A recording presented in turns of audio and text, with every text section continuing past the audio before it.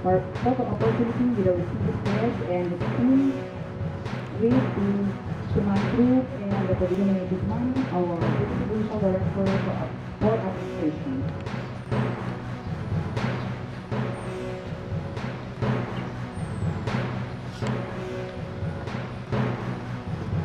Thank you very much. We shall now proceed. Welcome to Sulu, sir.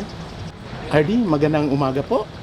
Magandang umaga rin sa ating lahat, mga officers and men natin dito, men and women dito sa Sulu, PPO. Ano po yung primary objectives natin sa pag-iikot natin sa buong ARM that na-monitor namin, started from the main going to the Basulta area?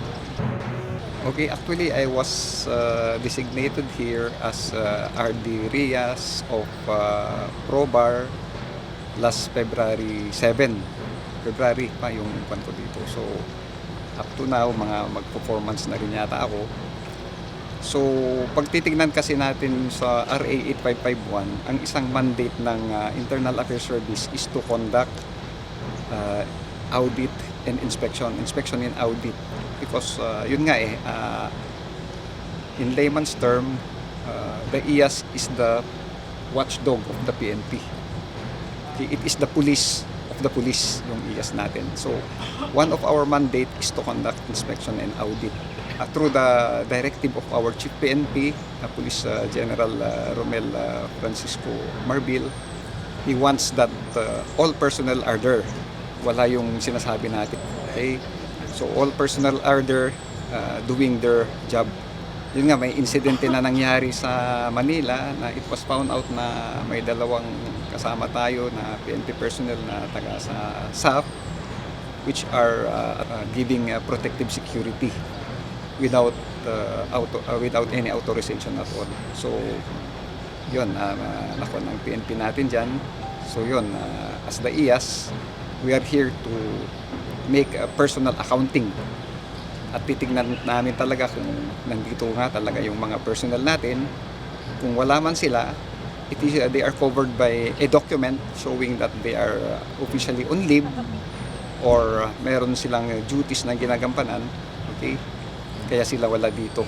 But it should be covered by legal document yan. Last cue po ako, RD. Alam po natin, RD, yung election is fast approaching na kailangan left and right ng mga BI2 politicians dati na nanghuhugot talaga ating mga ating PNP personnel para makasama sa kanila. Kung kayo po, RD, may papayo sa ating mga pulis, ano po yung magandang mensahe directly sa kanila on the ground? Okay, hindi lang naman ako dito na-assign din ako sa ABRA as the legal officer doon kasi nga galing ako ng legal service. So, may mga na-witness tayo talaga na mga kasama natin na nagpagamit sa mga politicians. So, wag nating gawin 'yon kasi nakasalalay ang career natin. Okay?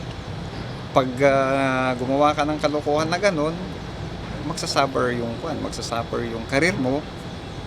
And in addition, ma-admin ka pa at you will be criminally charged. Sabi ko nga, pwede kang ma-charge under Republic Act 3019, your Anti-Graft and Corrupt Practices Act natin. Okay, if you will do that.